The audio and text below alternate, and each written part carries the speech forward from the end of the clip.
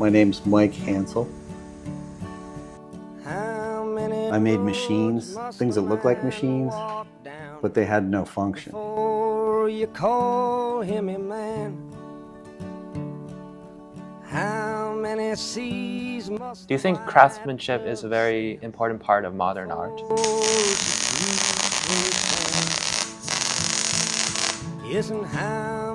I love the freedom of being able to go to my studio and make those decisions for myself and work on the things that I wanted to work on. The answer, my friend, is blowing in the wind.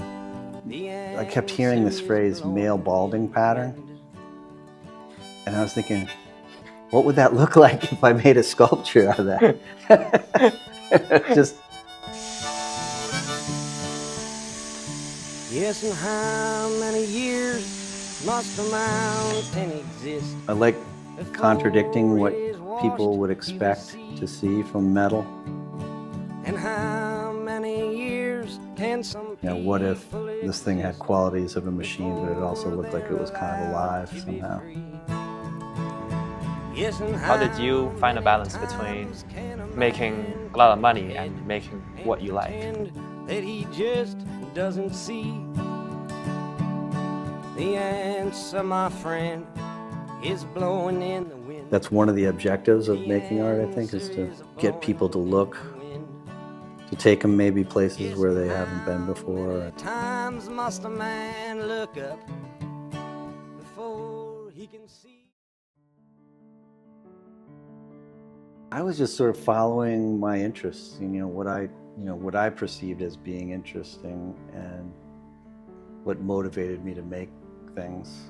I've always been interested in making objects, like learning about materials and what they'll do and how to control those materials and developing technical skills.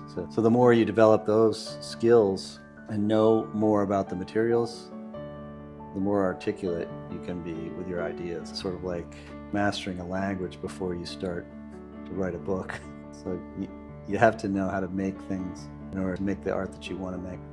I followed the things that interest me because those are the things that got me in the art studio to make things. It's like I made what I wanted to make. I had a short stint studying architecture, and I did not stick with that because eventually you figure out that you're going to be doing design work for other people. Very few architects get a chance to make their own designs. Yeah, it's like too confined in a box, right? Right. So I love the freedom of being able to go to my studio and make those decisions for myself and work on the things that I wanted to work on. So how did your style evolve? I was always doing a lot of drawing, and the drawings, I was doing drawings of things that drew my attention, and a lot of them were mechanical things, machines, but then there were a lot of organic forms as well. So my work started to gradually become kind of a combination of those things. I started to try and think about, what if this thing had qualities of a machine, but it also looked like it was kind of alive somehow. So why did you, after all, choose to do this hard work on metal and like wood instead of doing drawings? I was making the leap from two-dimensional things to three-dimensional things, and sort of the logical next step from drawing is to make reliefs, like things that stick out off the wall. And I was making these pretty large pieces, but they were clay.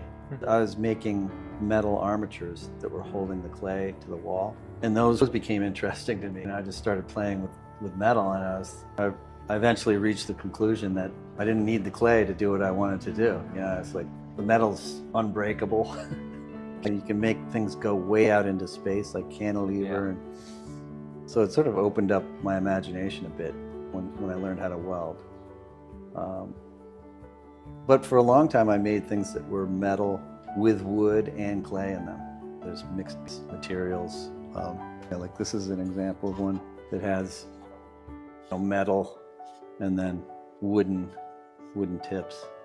But I made these really elaborate pieces that had more of a balance between the metal and the wood. So how would you describe this style of yours that you have developed over the years? Well, I think it's definitely abstract. It's sort of I tend to sometimes draw from observation, looking at things. But when I do that, I tend to eliminate information. I'll take information away to the point where it becomes less recognizable. And I like that because I think it's human nature to want to try and identify things. I hear that a lot when people look at my work. They're like, oh, it looks like this or looks like that. And I think that, to me, it's effective, it's working, it's making people think, it's making people draw from their imagination or whatever. That's one of the objectives of making art, I think, is to get people to look, to take them maybe places where they haven't been before, because I think I love doing that. When I go to a sculpture park or a museum, I prefer not to know what the artist's intentions were, because it's a visual thing. You can see it and you can make your own interpretation of what's going on there. So it's sort of intellectually stimulating in that way. But I like to make things that are not static. They look like they could move. They're lively. They look flexible. I like contradicting what people would expect to see from metal. And if I'm successful, I feel like it opens up sort of like these surprising observations that you can make, about, this looks like, it's made out of clay perhaps, or something that's bendable or more bendable than you would think the metal would be. So, it makes, originally, like when I was in grad school, I used to think about ironic situations. What could I do that would make this seem unexpected and ironic in a way? Taking something out of how you would normally see it. So for example, the machine ideas that I work with, I made machines, things that look like machines, but they had no function.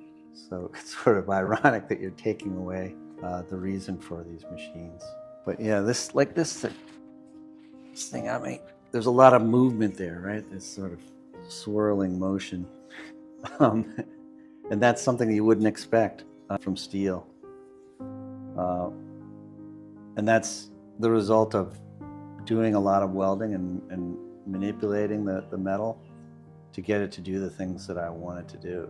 At first, I think it was somewhat frustrating because you have to make a lot of mistakes to get there, and you have to experiment a lot before you gain that confidence, to take that material and make it do the things that you want it to do. And I'm still, after working for 40 years or so, I still learn things about the material and that's the exciting thing I think about art. It's like, it's never the same every day you go in. If you keep your mind open, you're going to be able to experiment and do, push it even further. So that's an exciting thing. Never gets boring. I agree. Yeah. After these 2 years of you teaching me, I've heard you mention a lot about the movement and how it binds with the environment.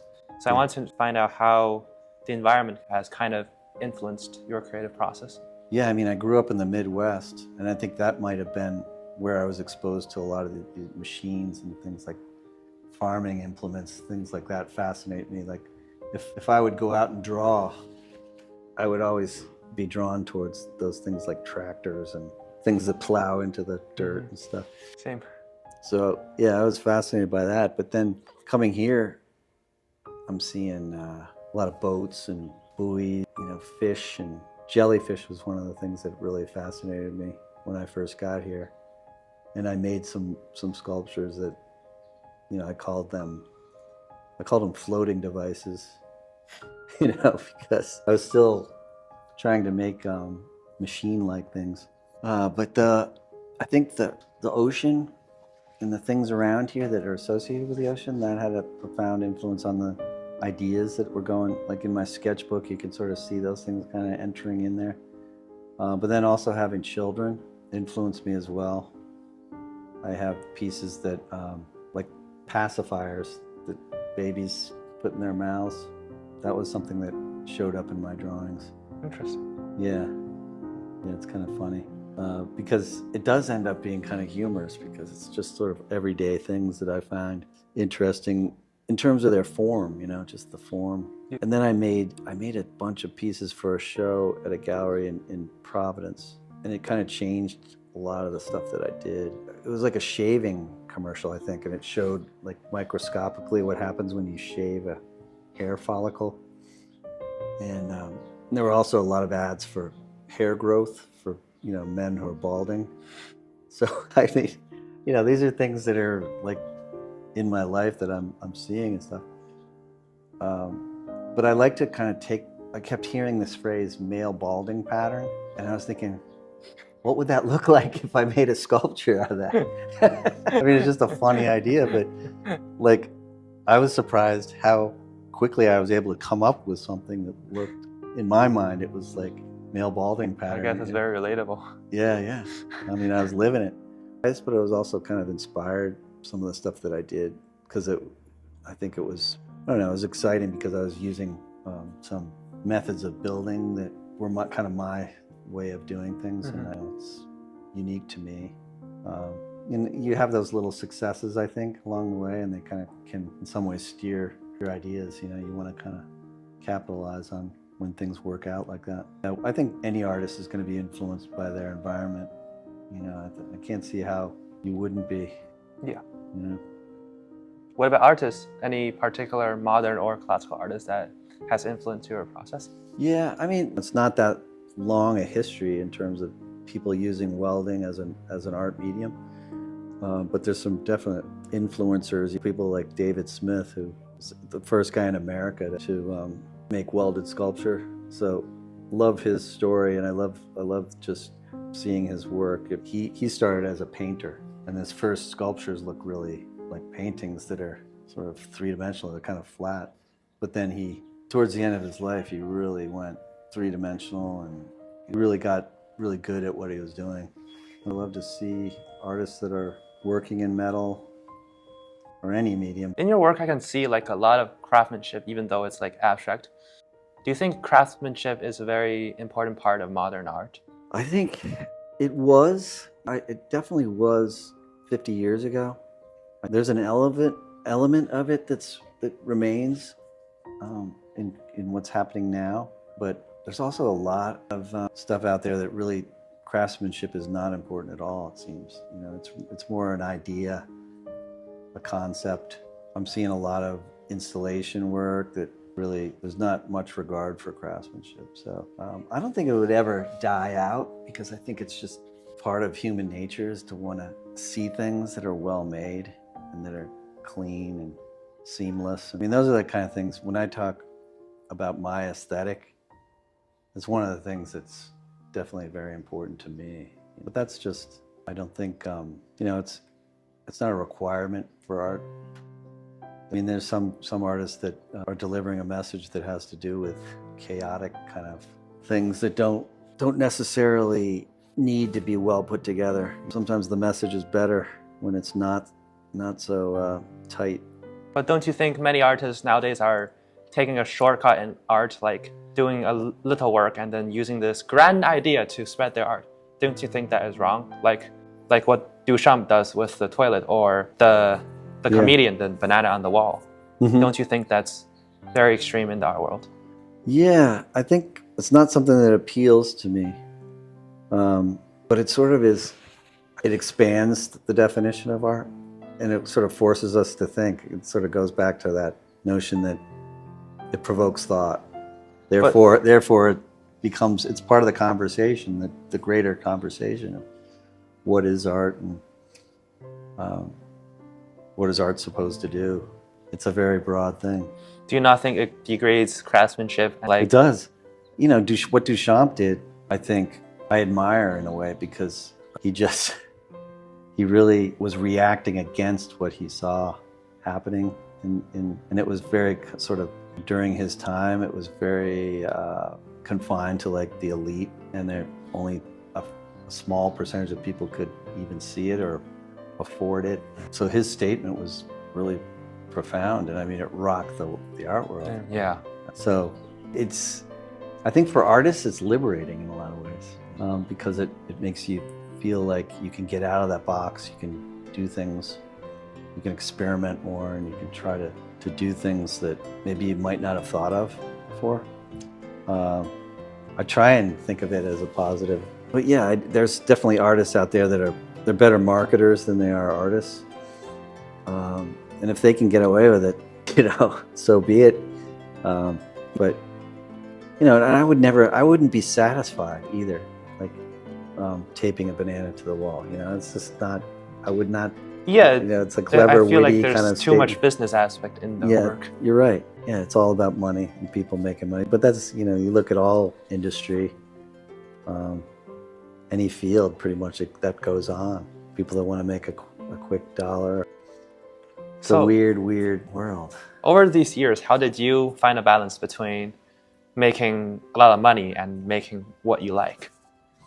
Yeah, well, that's having a teaching job really has made it so that I don't have that same kind of pressure that an artist. But if an artist is going to have a secure job, this is probably where you want to be. If you're teaching, you're still thinking about art. You're still helping people make art. And, I'll probably always wonder what would I have produced if I gave up everything and just dedicated my time to making art. That's what I plan to do now that I'm retiring, so I'll have more time to do it. But I'll never experience that, got to sell some art so I can pay the rent, I mean, that must be horrific because it has an influence on what you make, because you start thinking about what can I make that will sell. And it's like a really big gamble because you never know what people do with paintings. Yeah, I would think of that as a huge compromise. I can just make what I want to make, I'm happy just to keep my sculptures in my yard. Sometimes I don't want to sell them because I like them too much. So that's a hard thing. It's never easy. And we were talking the other day about the profit margin. It's never going to be huge, because you spend so much time on these things and so much thought. There's no way to really recoup that money. Very, very few artists, I think, get wealthy making artwork, and they have to be really good at business people, marketing and hiring helpers to help them make their work. It's never been my forte. It's just, I've sold a lot of work, but it's never been my priority. I respect that. So Thanks. I kind of want to go back to like a little bit previous when we were talking about the art world. Yeah. Like, what do you think is going to happen in the future of this art world? Do you think the style of like craftsmanship and realism is going to come back because AIs now they can basically do anything? So do you think people are going to actually focus on working more in their art, or do you think it's going to be more like diverse, more Duchamp or Cy Twombly? Yeah, it's hard to say. It's really hard to predict. With the influence of technology, like you're saying, is huge. But I see it as more, there will always be people making things. I mean, since the beginning of man, people have made objects. And I find that fascinating that, given the choice, I think a lot of people would rather make things than have a machine make it for them, or they'd rather come up with their own ideas. I just feel that that's there. But there's also going to be almost like you're adding on more genres, more types of art. It just expands, there's going to be more types of things going on.